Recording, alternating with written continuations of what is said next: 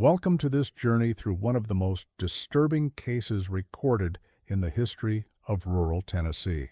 Before we begin, I invite you to leave in the comments where you're watching from and the exact time at which you're listening to this narration.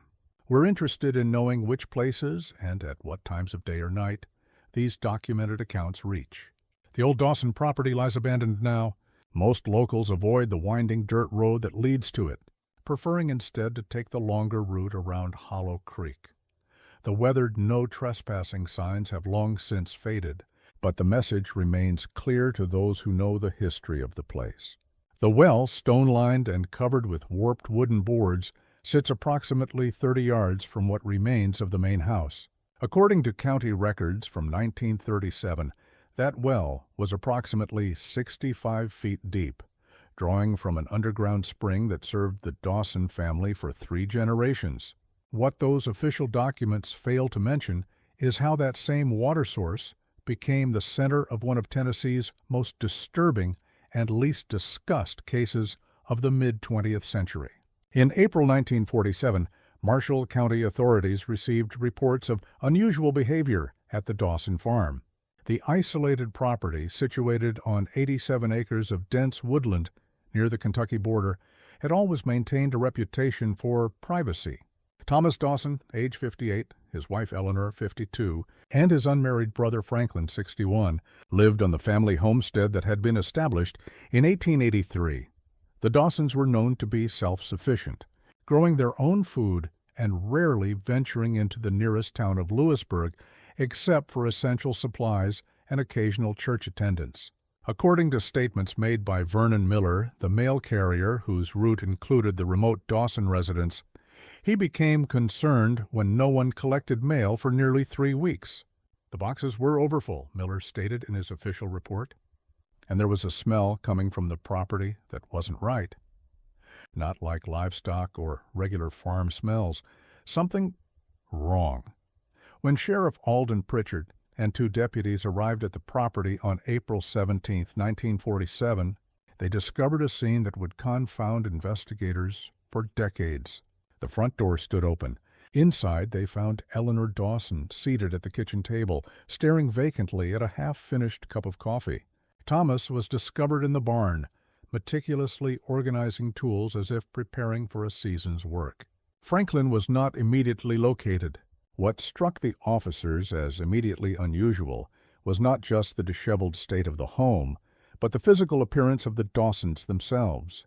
Both Thomas and Eleanor displayed similar symptoms: yellowed eyes with enlarged pupils, significant weight loss, and a strange darkening of the skin around their fingernails and lips. Most disturbing, according to Sheriff Pritchard's handwritten notes, was their behavior. "Neither seemed surprised by our presence," he wrote. "Mrs. Dawson offered us coffee but made no move to prepare it. Mr. Dawson continued his work in the barn as if we weren't there, rearranging the same tools repeatedly, speaking to himself in whispers.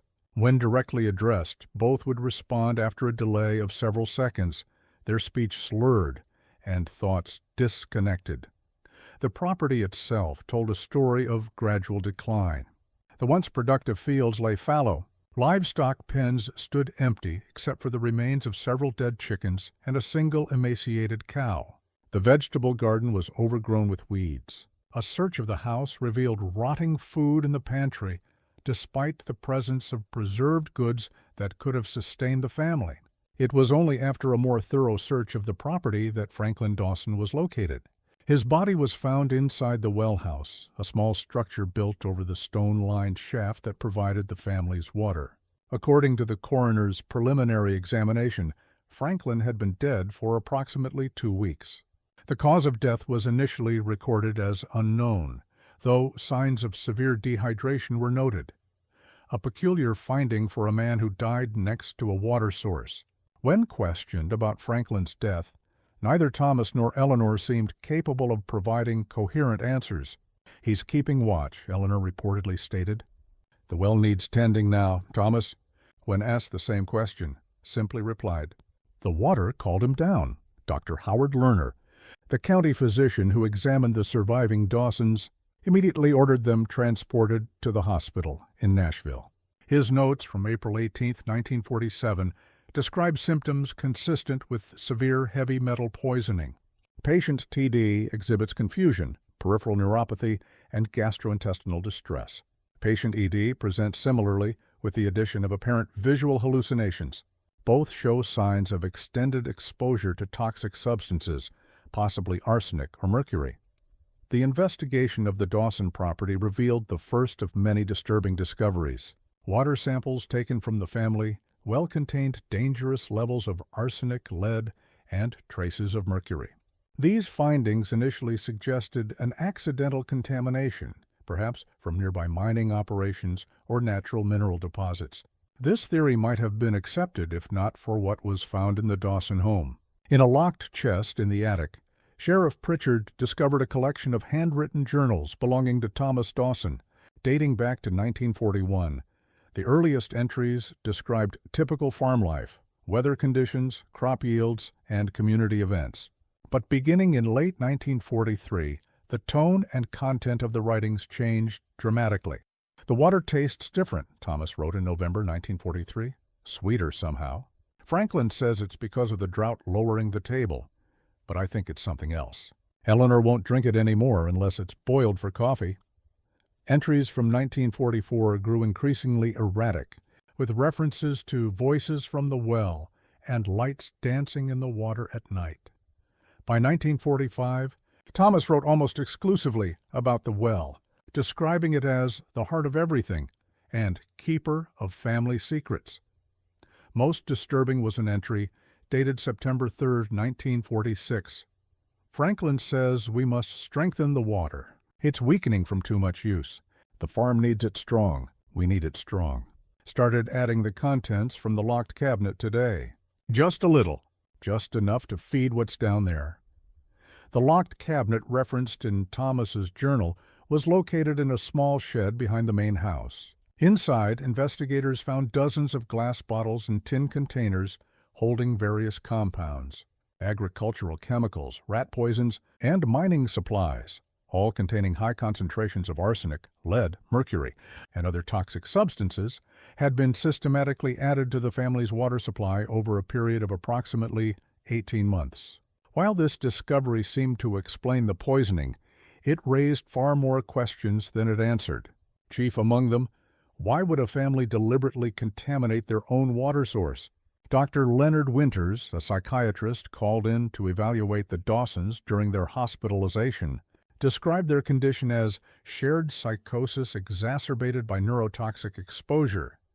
In his evaluation, he noted that the circular nature of the situation made it difficult to determine causality.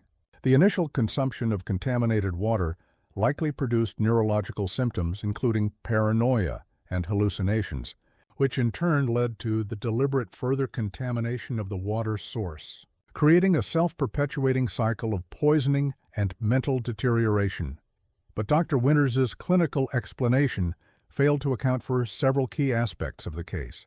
It didn't explain why the contamination began in the first place, nor did it address the ritualistic manner in which the chemicals were added to the well.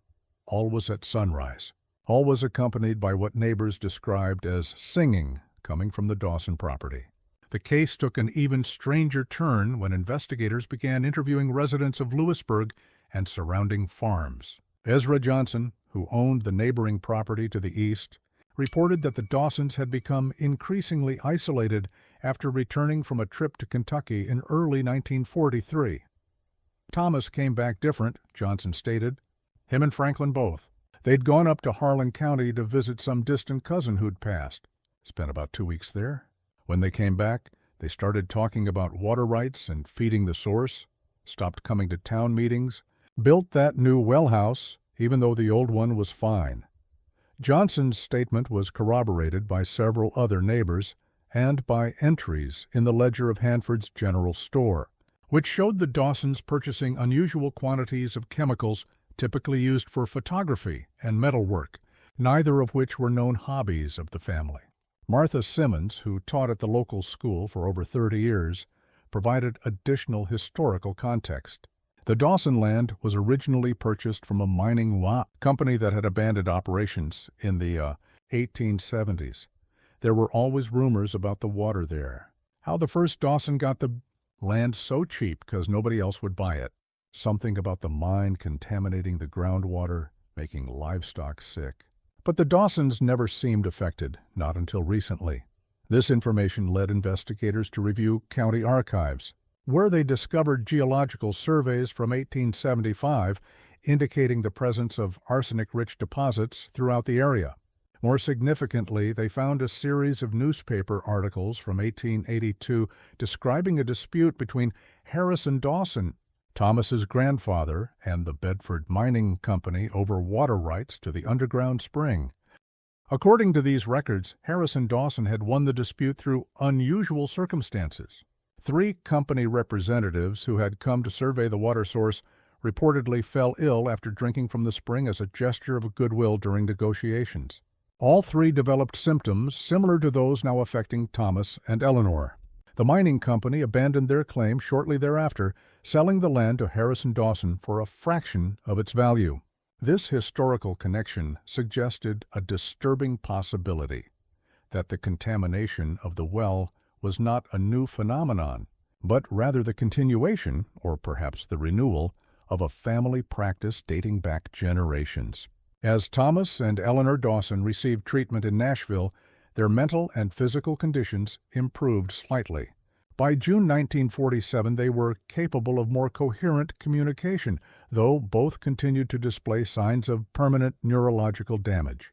It was during this period of relative lucidity that Eleanor provided the statement that would become central to understanding the case. The well was dug by Harrison before there was a house, she told investigators. The water was special from the beginning. It protected the family, kept away those who would take the land. Harrison knew its power. His son knew. Thomas knew. But the power was fading. We had to strengthen it again, feed it properly. When asked directly if they had deliberately added toxic substances to their drinking water, Eleanor's response was recorded as, "Not poison to us, medicine for the well. What's down there needs tending, same as crops or livestock. The deeper the well, the deeper the bond." Thomas, interviewed separately, offered similar statements, adding, "Franklin went down to tend it properly. The old way, like Harrison did with the mining men.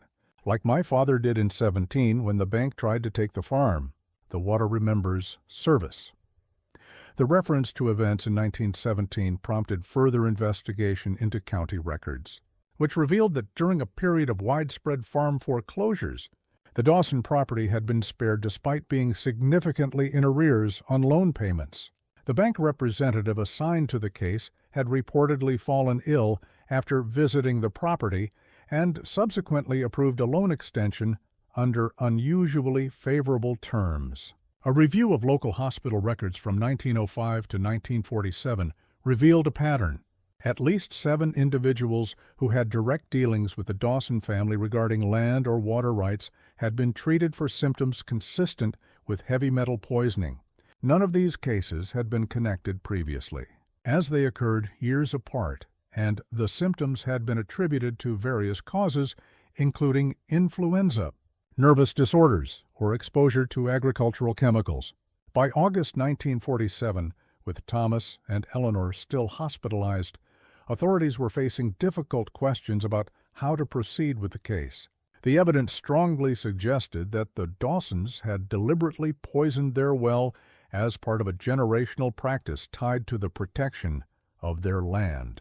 However, they had primarily harmed themselves, and their mental state made the question of criminal intent problematic.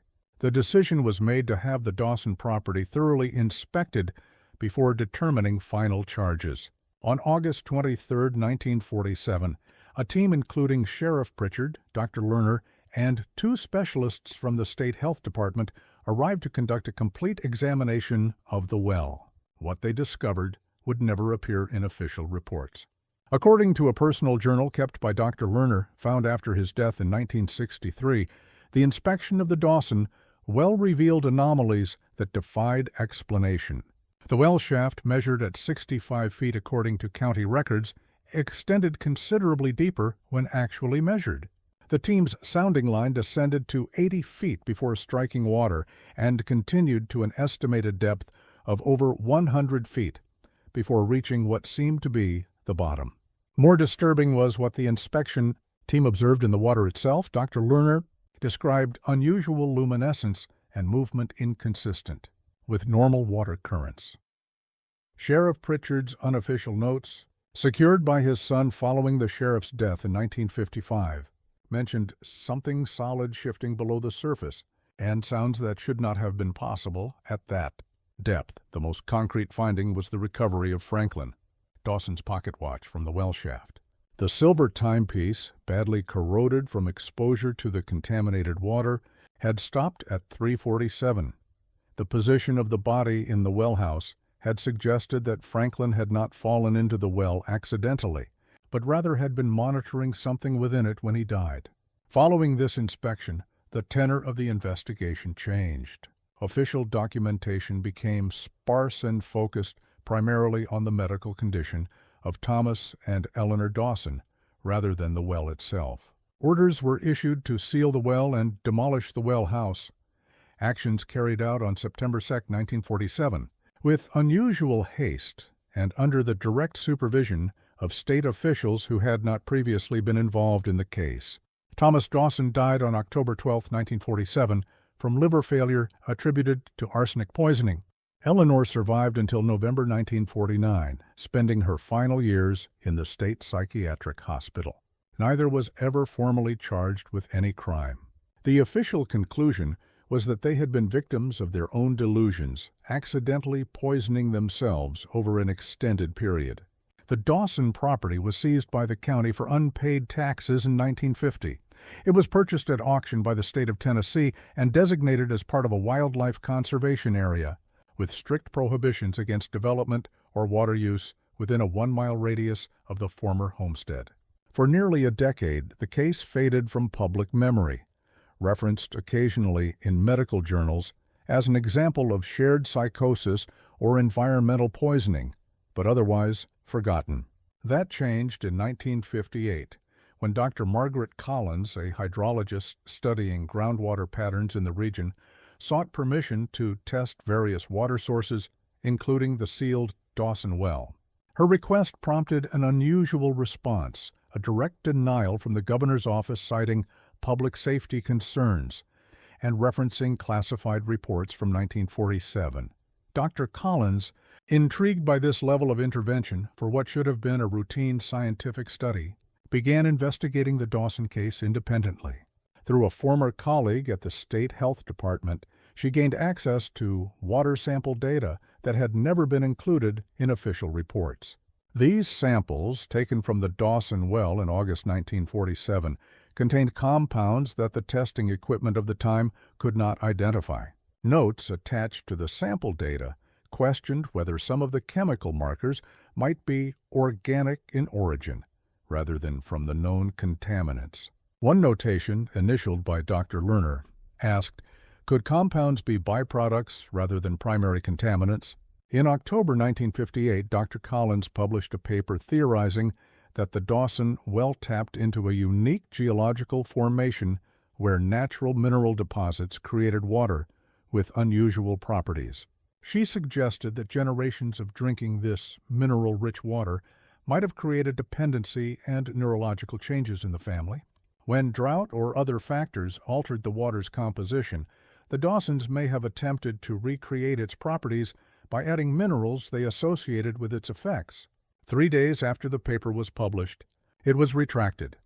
Dr. Collins took an unexpected sabbatical and, upon returning to her position 6 months later, refused to discuss either the Dawson case or her research.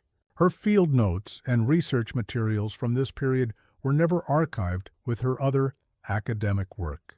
The property remained undisturbed until 1967, when highway construction was planned for an area approximately 1 mile from the former Dawson homestead. During preliminary groundwater testing, state engineers discovered that the water table beneath the Dawson property had changed significantly. The well, though sealed for 20 years, appeared to be completely dry, unusual given the depth of the shaft and its connection to an underground spring. More concerning were elevated toxicity levels in soil samples taken near the sealed well. These samples showed chemical profiles similar to those found in 1947, suggesting that the contamination had somehow persisted or replenished, despite 2 decades of natural degradation processes. Construction plans were modified to route the highway several miles east of the original course. No public explanation was given for the change, which added considerable expense to the project. The Dawson case might have remained buried in obscurity if not for the actions of James Pritchard, son of the original investigating sheriff. Following his father's death, James had inherited boxes of unofficial case notes and personal journals.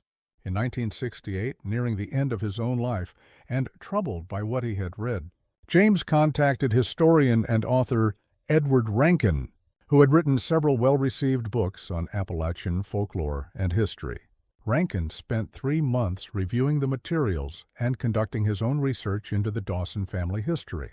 What he uncovered suggested that the events of 1947 were part of a pattern stretching back to the earliest days of European settlement in the region. Harrison Dawson, the family patriarch who acquired the land in 1883, had immigrated from a mining region in Cornwall, England. According to parish records from his hometown, the Dawson family had served as water wardens for generations, a position related to the maintenance of wells and springs considered to have unusual properties. Cornish mining folklore included numerous references to knockers or Tommyknockers, entities said to dwell in the deep parts of mines, particularly those extending below the water table. These beings were believed to respond to offerings and ritual observances, providing protection or punishment depending on how they were treated.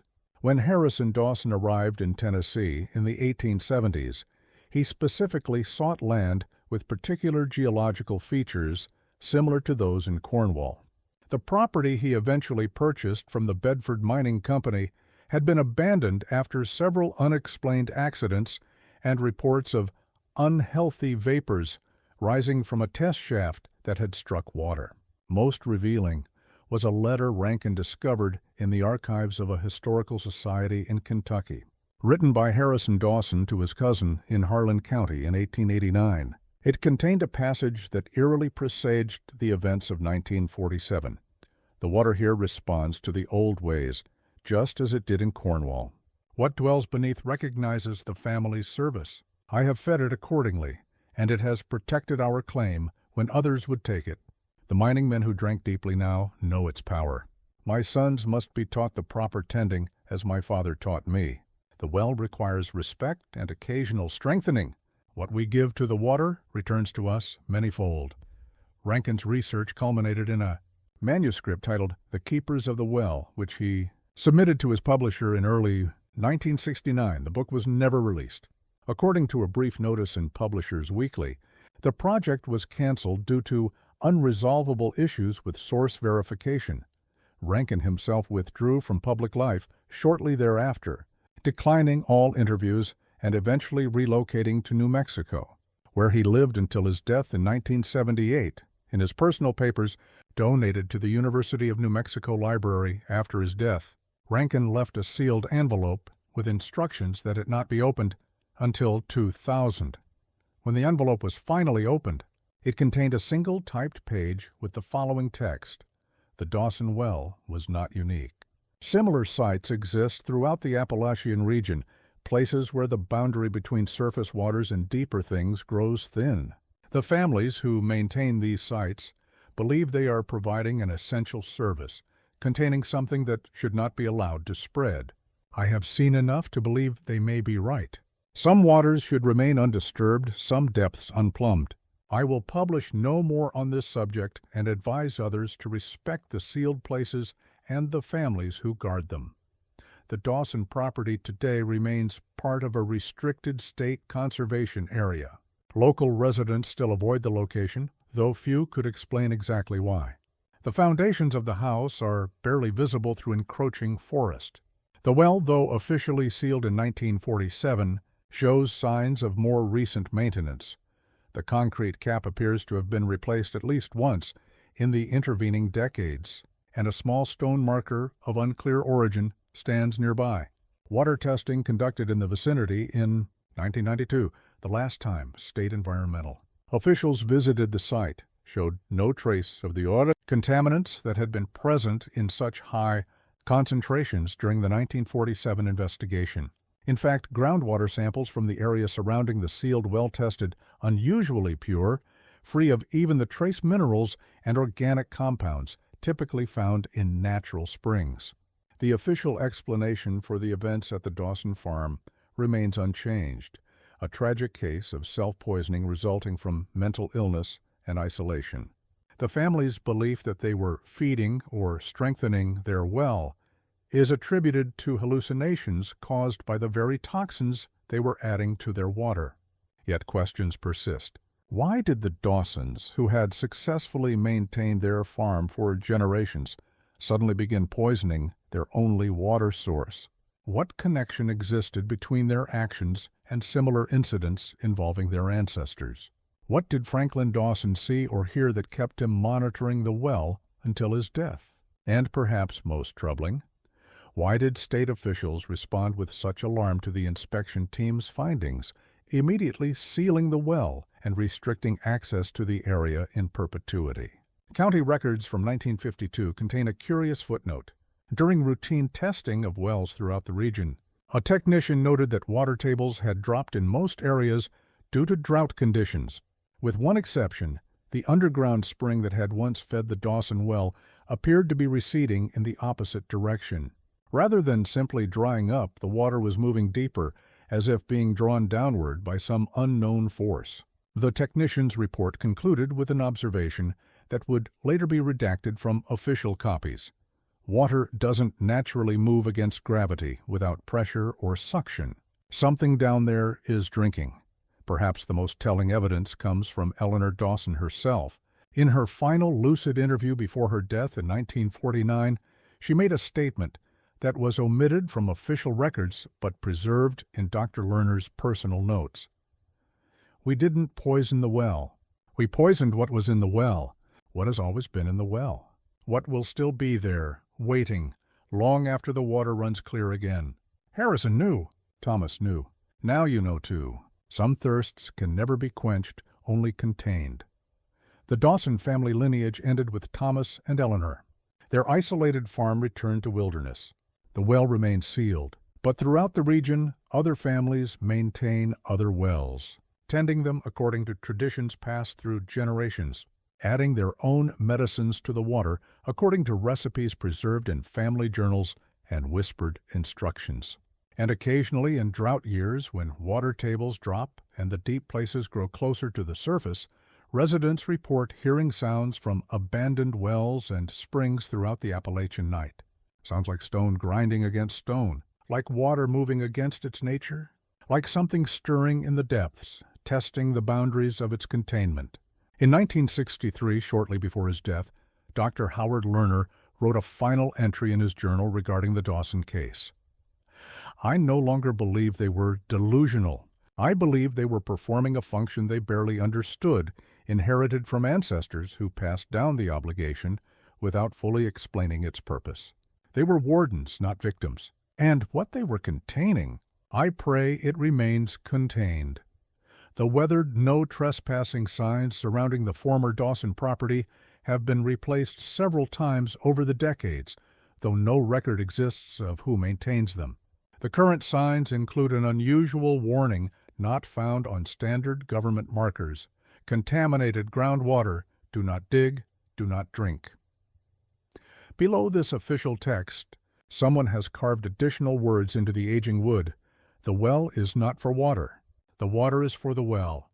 What hasn't been widely reported about the Dawson case is the series of incidents that occurred in the years immediately following the sealing of the well. Between 1948 and 1952, at least 4 separate trespassing incidents were documented on the property. In each case, the trespassers, typically local teenagers or amateur ghost hunters, reported similar experiences: an overwhelming sense of thirst upon approaching the sealed well, followed by auditory hallucinations described as whispering from below the ground. One incident, documented in sheriff's records from October 1950, involved two students from Vanderbilt University who had heard rumors about the poisoned well and traveled to the site on a dare. According to their statement, they arrived at the property intending to take photographs and collect soil samples for a science project. Neither student returned to Nashville as scheduled. A search party found them 3 days later, severely dehydrated despite the cool autumn weather, wandering along the road nearly 5 miles from the Dawson property. They had no memory of what had happened after their arrival at the site, and their camera and equipment were never recovered. Following this incident, the county increased patrols of the area and eventually erected the first of many fences that would surround the property over the decades. The fence was replaced in 1973 with a more substantial barrier, and again in 1988 with the current chain-link fence topped with barbed wire, unusual security measures for what was officially designated as a wildlife conservation area. The true extent of the state's concern about the Dawson property is evident in documents declassified in 1997 under Tennessee's public records laws.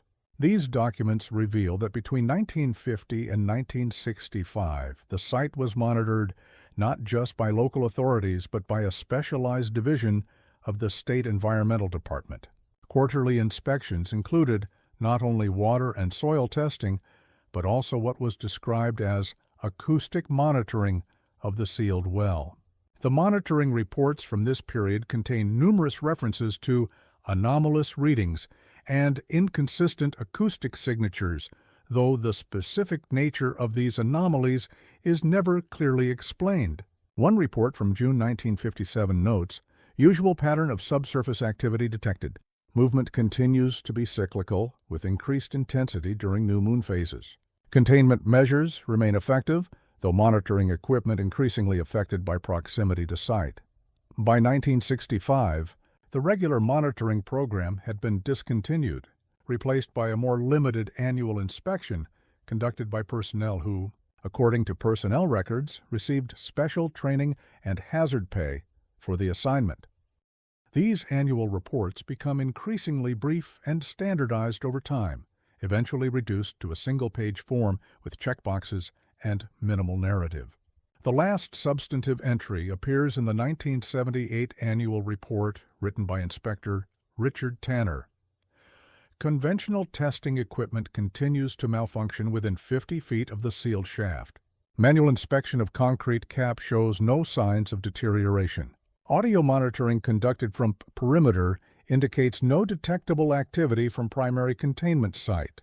However, soil samples from surrounding area show increasing metallic content in a pattern radiating outward from the well location, suggesting possible subsurface migration. This report prompted a one-time expanded investigation in early 1979, the results of which were compiled in a document marked Classified Director's Eyes Only. This document was among those theoretically declassified in 1997, but the actual report consists almost entirely of redacted pages, with only the introduction and conclusion remaining readable. The conclusion, written by Dr. Samuel Weiss of the Tennessee Department of Environmental Conservation, states only, "While immediate concerns appear unfounded, continued isolation of the site is strongly recommended. The unexpected nature of the subsurface activity and its apparent adaptation to containment measures suggests implementation of secondary protocols as outlined in Appendix C. Appendix C was not included in the declassified materials. The Dawson case intersects with broader regional folklore in ways that extend beyond the official investigation.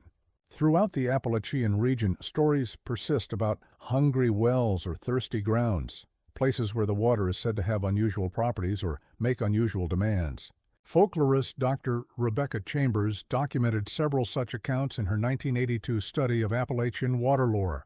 One account from McDowell County, West Virginia, described a farm where the family well required feeding with small amounts of livestock blood each spring to ensure good water throughout the year.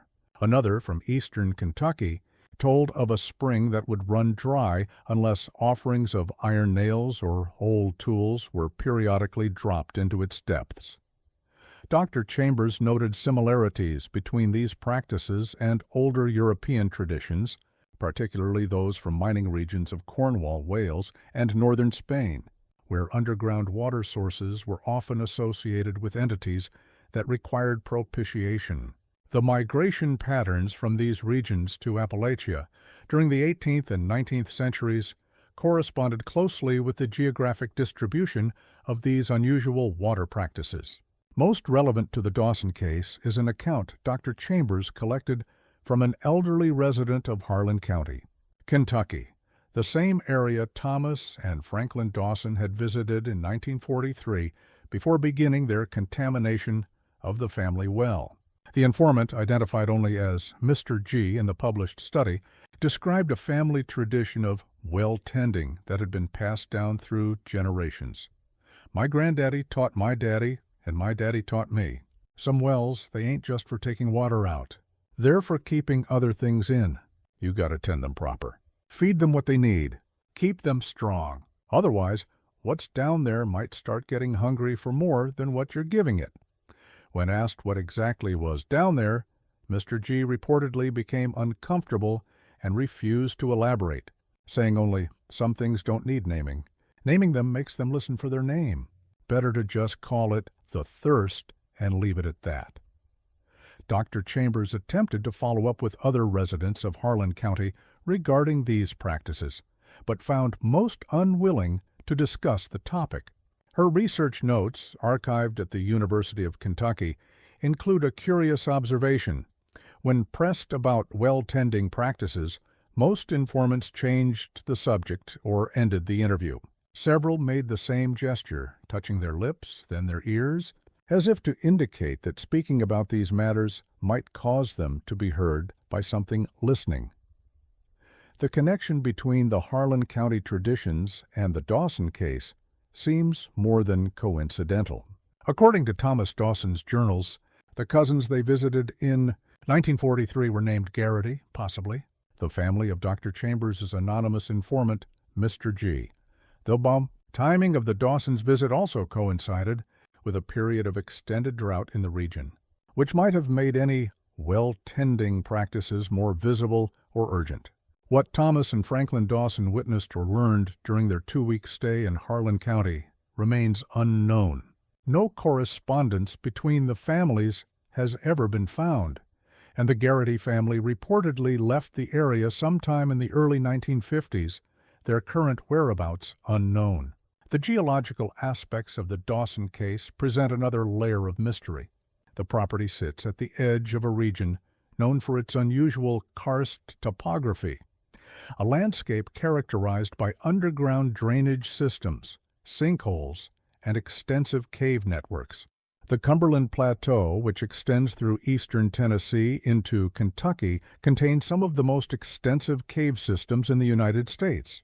Geologist Dr. Alan Weatherby conducted a limited survey of the area surrounding the Dawson property in 1983 as part of a broader study of groundwater patterns in the region. His published findings make no direct reference to the Dawson well, but his field notes obtained through a Freedom of Information Act request by a journalist in 2001 contained several intriguing observations. Dr. Weatherby noted that the underground spring that had once fed the Dawsons appeared to be part of a much larger subterranean water system than previously recognized. Using ground-penetrating radar, his team detected a network of water-filled caverns extending at least 300 feet below the surface, unusually deep for the region. More puzzling was the direction of water flow, which appeared to move toward a central point beneath the Dawson property, rather than following the expected drainage patterns of the surrounding landscape. The hydrology of this specific area defies conventional explanation, Dr. Weatherby wrote. Water appears to be moving against both gravity and pressure gradients, flowing deeper rather than toward natural outlets. This suggests either an unknown pumping mechanism or a previously undocumented type of geothermal activity creating convection currents in the groundwater. Dr. Weatherby requested funding for a more thorough investigation, including deep core samples and remote camera exploration of the subterranean waterways. His request was denied by state authorities, citing budget constraints. However, internal memos suggest the real reason was concern about disturbing the sealed well site. One such memo, from the Office of the State Geologist to the Environmental Department, states, given the history of the site and previous containment efforts, any drilling or extensive ground disturbance in the vicinity of the Dawson property is inadvisable. The risk of breaching existing containment structures outweighs the scientific value of the proposed study. Dr. Weatherby's subsequent attempts to publish his findings in academic journals were unsuccessful. Peer reviewers consistently questioned his methodology and conclusions, particularly regarding the anomalous water flow patterns. He eventually abandoned the research, focusing instead on less controversial aspects of regional hydrology. In a 1998 interview for a local newspaper feature on unusual scientific discoveries, Dr. Weatherby briefly revisited the subject. There are places where the conventional rules of geology and hydrology don't seem to apply. The area around the old Dawson farm is one of them. Whatever is happening beneath that property, it isn't something our current scientific framework can easily explain. The cultural impact of the Dawson case extends beyond the immediate region. Throughout the 1950s and 1960s, the story inspired numerous fictionalized accounts in pulp magazines and radio dramas.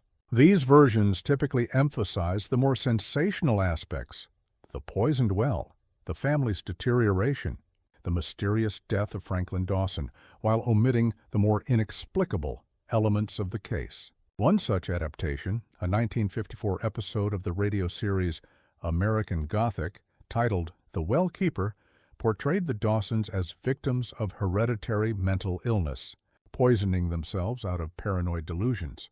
This interpretation became the dominant narrative in popular culture, reinforcing the official explanation of the events. However, starting in the late 1970s, as interest in environmental issues and corporate accountability grew, new interpretations emerged. A 1979 article in an environmental activism newsletter suggested that the Dawson case might have been an early example of industrial contamination covered up by state authorities. According to this theory, the Bedford Mining Company had left behind toxic waste that had slowly leached into the groundwater, and the state's sealing of the well and restriction of the area was an attempt to avoid liability. This interpretation gained enough traction that, in 1982, a group of environmental science students from the University of Tennessee attempted to conduct independent testing in the area surrounding the Dawson property. They were denied access by state conservation officers and threatened with trespassing charges if they persisted. By the early 2000s, the Dawson case had become a fixture in paranormal literature and websites dedicated to unsolved mysteries. These accounts often conflated factual elements of the case with unrelated folklore and outright fabrications. Claims of ghost sightings near the sealed well or suggestions that the Dawsons had been involved in occult practices have no basis in the documented evidence. What remains genuinely puzzling, however, is the state's continued interest in maintaining security around the property long after any environmental or public health concerns would normally have faded. The most recent renewal of the conservation area designation occurred in 2010, with specific provisions prohibiting any groundwater testing or excavation within 1 mile of the former Dawson homestead, unusual restrictions for a protected wildlife area. Access to the property remains strictly controlled. Requests for research permits are routinely denied, and state conservation officers patrol the perimeter regularly. Local residents report that motion-sensing cameras were installed along the fence line sometime in the early 2000s, though no official acknowledgement of this surveillance exists in public records.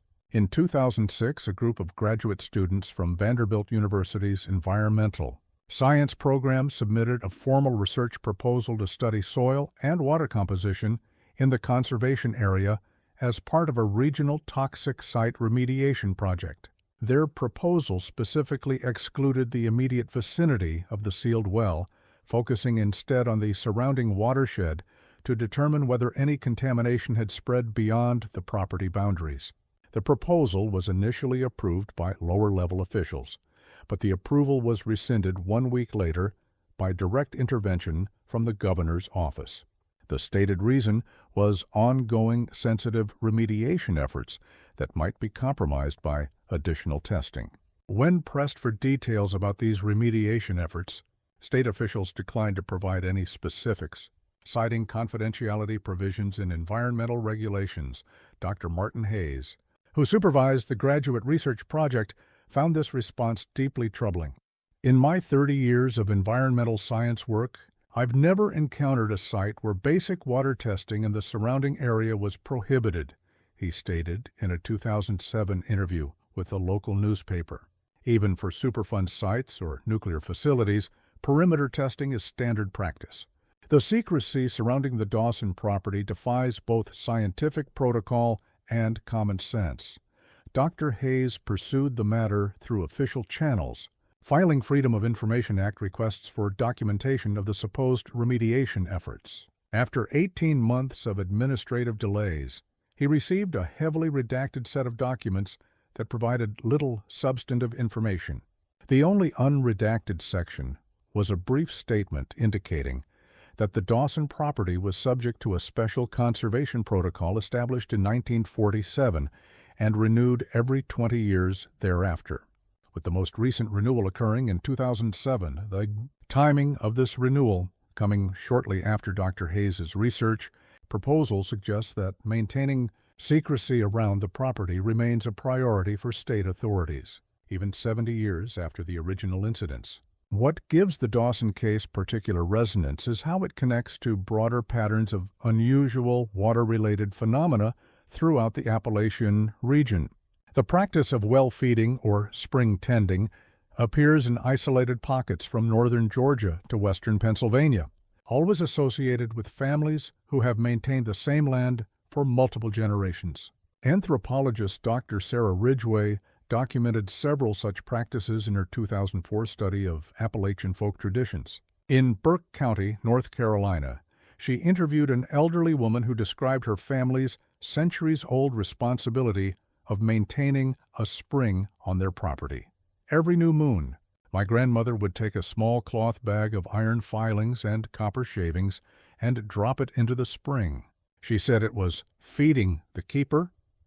When I was old enough, she taught me to do the same.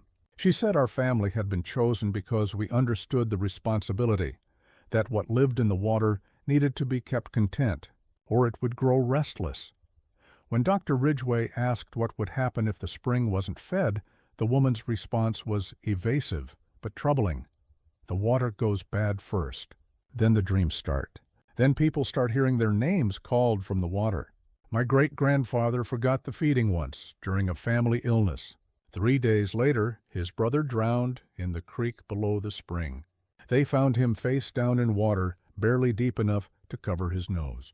My grandmother said he'd been called down and kept.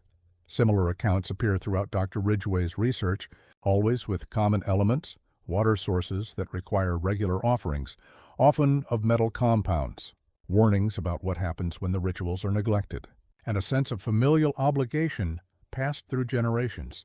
Most striking is how many of these accounts come from families with mining backgrounds, particularly those with ancestral connections to mining regions in the British Isles. The similarity to the Dawson case is difficult to ignore, particularly given Eleanor Dawson's statement about strengthening the well and Thomas's journal entries about feeding what's down there. In 2012, a geological survey conducted by the U.S. Geological Survey as part of a regional aquifer mapping project revealed another curious aspect of the Dawson case. The survey, which used advanced ground-penetrating radar and seismic imaging, identified a network of underwater caverns throughout the region, including a particularly large chamber approximately 300 feet beneath the former Dawson property. The official report describes this chamber as anomalous in both size and configuration, noting that it appears to have no natural outlet despite being completely filled with water. More puzzling was the water's composition, which showed unusual density. readings and mineral content inconsistent with surrounding aquifers. The report recommended further investigation but noted that access restrictions prevented more detailed analysis. Dr. Eliza Montgomery, a geochemist who reviewed the survey data, published a paper in 2014 suggesting that the chamber might represent a previously undocumented type of isolated aquifer, potentially containing water that had been trapped for thousands or even millions of years. Such ancient water sources, known as fossil aquifers, often contain unique microbial communities that have evolved in isolation from the surface world. The potential scientific value of studying such a time capsule of geological and biological evolution cannot be overstated, Dr. Montgomery wrote. If the water in this chamber has indeed been isolated for an extended period, it could contain microorganisms and chemical compounds unlike anything in our current taxonomies. Dr. Montgomery's paper made no direct reference to the Dawson case or the restricted status of the property, presenting the chamber as a purely scientific curiosity. Nevertheless, her research grant application to conduct on-site testing was denied without explanation. In a 2015 interview with a scientific podcast, Dr. Montgomery expressed frustration with the situation. "We have instruments that could analyze the water composition without any drilling or disturbance of the site. The data could be collected remotely with minimal environmental impact. The refusal to allow even this level of research suggests concerns beyond normal environmental protection."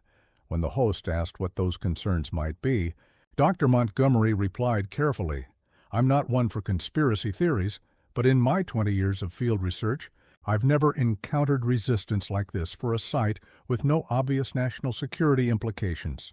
Whatever is down there, someone doesn't want it studied, and hasn't wanted it studied." For over 70 years, the resistance to scientific investigation of the Dawson property stands in stark contrast to the treatment of other contaminated sites from the same era. Throughout the United States, former industrial sites, military testing grounds, and areas of known toxic contamination are routinely studied, remediated, and eventually repurposed for public use. The ongoing secrecy surrounding the Dawson well suggests something beyond ordinary environmental concerns. The regular renewal of security measures, the consistent denial of research permits, and the apparent surveillance of the property all point to continued official interest in whatever lies beneath the sealed well. Local oral traditions offer another perspective on the Dawson case, though one that must be treated with appropriate skepticism.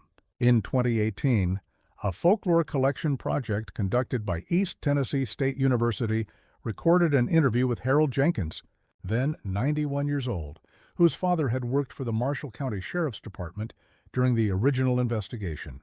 According to Jenkins, his father rarely spoke about the Dawson case, but had once, after several drinks, told him something that had never appeared in any official report. Dad said when they first investigated the well, before they sealed it, they lowered a camera down on a cable, one of those early models they were using for underwater exploration. Something happened to the equipment. It got damaged somehow, but not before it sent back some images. When asked what the camera had recorded, Jenkins's account becomes less credible, but nonetheless disturbing. Dad wouldn't say exactly. Just that it wasn't water down there, not entirely. Said there was something moving in it, something that shouldn't have been there. And that, whatever it was, it seemed to be looking back at the camera.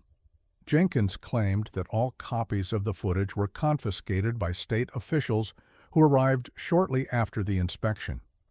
While this account cannot be verified and may represent nothing more than elaboration of rumors, it aligns with Dr. Lerner's journal description of movement inconsistent with normal water currents and Sheriff Pritchard's notes about something solid shifting below the surface.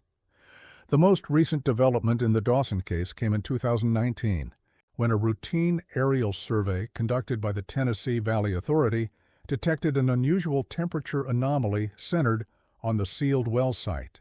The infrared imaging showed a circular area approximately 50 feet in diameter that maintained a constant temperature of 54 degrees Fahrenheit, significantly warmer than the surrounding ground during winter months and cooler during summer.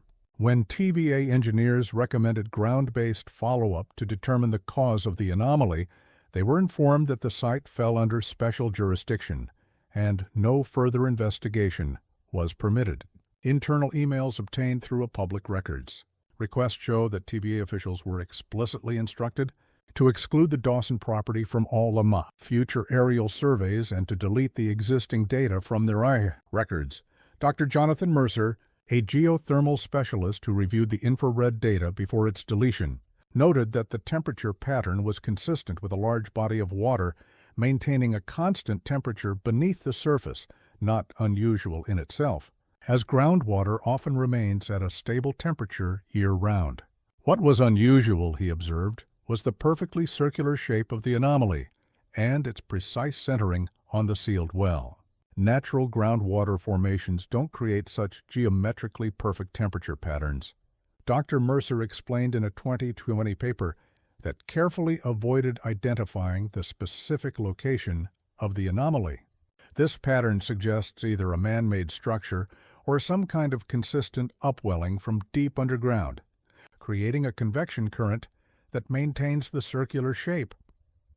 Dr. Mercer's paper speculated that the anomaly might represent an undocumented geothermal feature, similar to a miniature hot spring, but without surface expression. He recommended further study while noting that access restrictions to the site make scientific investigation impossible at present. The consistent pattern of scientific curiosity followed by official obstruction has created a vacuum in which speculation thrives. Internet forums dedicated to unsolved mysteries and conspiracy theories contain hundreds of posts about the Dawson case, ranging from plausible theories about industrial contamination to wild claims involving government experiments, alien technology, or supernatural phenomena. Most of these speculations lack any factual basis. However, one theory that has gained traction among more serious researchers is that the Dawson well may have tapped into a previously unknown ecosystem, a deep biosphere, containing microbial life forms that evolved in isolation from the surface world. Such deep biospheres have been documented in various locations around the world, including the Mobile Cave in Romania and the Lechuguilla Cave in New Mexico. These isolated ecosystems often contain microorganisms with unusual metabolic pathways, some capable of deriving energy from chemical processes rather than sunlight. Dr. Patricia Sandoval, a microbiologist specializing in extremophile organisms, published a speculative paper in 2017 suggesting that the Dawson well might have penetrated such an ecosystem. The historical reports of unusual properties in the water, combined with the extreme reactions of authorities to any proposed investigation, are consistent with the discovery of a biologically unique environment. The addition of heavy metals to the water by the Dawson family may have been an unknowing attempt to provide necessary nutrients for organisms with metal-dependent metabolisms. Dr. Sandoval's paper suggested that such organisms, if brought to the surface or allowed to spread through groundwater, might have unpredictable effects on surface ecosystems or human health, potentially explaining the ongoing quarantine of the site. While this theory represents one of the more scientifically plausible explanations for the Dawson case, it fails to account for several key aspects: the apparently deliberate nature of the Dawson's feeding of the well, the historical pattern of similar practices throughout the region, and the extreme length of time authorities have maintained secrecy around the site. Whatever the truth behind the Dawson case, its legacy persists in both official secrecy and regional folklore. The property remains restricted, the well sealed, and the waters beneath it undisturbed, at least by human intervention. Local residents still avoid the area, though most would be hard-pressed to explain exactly why. Hunting and hiking routes skirt around the fenced perimeter of the conservation area. Parents warn children not to play near the old Dawson place. And occasionally, particularly during drought years, old-timers speak in hushed tones about thirsty grounds and the importance of respecting what lies beneath the surface. In Marshall County records, the property is simply listed as state conservation land, restricted access. No mention is made of the well, the Dawson family, or the events of 1947. The official history has been carefully sanitized, reduced to bureaucratic designations and legal descriptions. But in Dr. Lerner's final journal entry, written 3 days before his death in 1963, a more disturbing perspective appears. I believe now that the Dawsons were not poisoning themselves, but sacrificing themselves. The family tradition wasn't mere superstition, but a duty passed down through generations, containing something that would have been far more dangerous if allowed to spread. The well was not the source of contamination, but the barrier keeping it contained. And now that barrier is maintained not by family obligation, but by government secrecy. I pray it holds. The weathered no trespassing signs have been replaced many times over the decades. The current signs include the standard warnings about federal property and penalties for unauthorized entry. But locals have noticed something unusual. Unlike other government signs in the area, which eventually succumb to weather and neglect, these signs are replaced immediately at the first sign of deterioration. Someone or some agency maintains a constant watch over the former Dawson property. And beneath the official warning, almost invisible unless you know to look for it, faint letters have been carved into the metal. The well is not for water. The water is for the well. In the 7 decades since the Dawson case began, numerous officials, researchers, and curious individuals have attempted to uncover the truth about what lies beneath the sealed well. Some have been rebuffed by bureaucratic obstacles. Others have abandoned their inquiries after unspecified warnings. A few, like Dr. Collins and Edward Rankin, appeared to have found something that convinced them to pursue the matter no further. Perhaps the final word on the Dawson case comes from Eleanor Dawson herself. In the margins of a Bible found among her possessions after her death, a handwritten note appears beside Exodus 7:24, where the Egyptians dig around the Nile for water to drink after it turns to blood. Some wells are not for taking water out. They're for keeping something in. The Dawson duty. The water must be tended. It must be fed, or what thirsts below will find another way to drink. The well remains sealed. The land remains restricted. The water, if it still exists beneath the concrete cap and layers of security, remains untested and unknown. And perhaps, as generations of Dawsons believed, that is how it should remain. In drought years, residents of Marshall County and surrounding areas still report unusual phenomena: dreams of deep water, unexplained thirst that water cannot quench, the sound of liquid moving beneath solid ground, voices that seem to call from the depths of wells and springs. Most dismiss these experiences as imagination or coincidence, but those who know the history of the Dawson well wonder if what was contained there remains truly sealed, or if, like water itself, it has found ways to seep through the barriers meant to contain it, moving unseen beneath the surface, reaching outward through the connected waterways of the region. Still hungry after all these years? State records show that the concrete cap sealing the Dawson well has been replaced not once but 3 times since 1947, in 1964, 1985, and most recently in 2003. Each replacement has been conducted under conditions of unusual security, with no public announcement or explanation. The work has typically been performed at night by crews brought in from outside the area and completed within a single 24-hour period. The 2003 replacement coincided with the installation of what local residents describe as scientific equipment around the perimeter of the well site. Small metal boxes connected to sensors that extend into the ground. Official documents describe these installations as environmental monitoring stations, but their exact purpose remains classified. Whatever lies beneath the Dawson property, whether toxic contamination, unusual geological formations, undiscovered microorganisms, or something beyond current scientific understanding, it continues to be treated as a matter of significant concern by authorities at the highest levels. The story of the Dawson family and their poisoned well remains one of the most disturbing and least understood cases in American environmental history. What began as an apparent instance of rural isolation and mental illness has revealed itself through decades of official secrecy and scientific curiosity. to be something far more complex and potentially more threatening. As we conclude this journey through one of rural Tennessee's darkest mysteries, we are left with more questions than answers. Why did the Dawsons poison their own well? What did they believe they were feeding in its depths? What did state officials discover that warranted 70 years of continued secrecy and security? And perhaps most troubling, if the Dawsons were indeed containing something dangerous, does it remain safely sealed, or has it found another way to the surface? The answers may lie buried in classified files, lost to history with the passing of those who witnessed the original events, or sealed beneath layers of concrete and soil on an isolated piece of Tennessee woodland.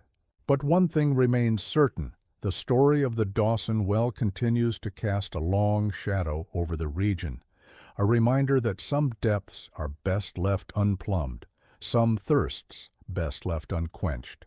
The well is not for water. The water is for the well, and what the well contains, only the Dawsons truly knew.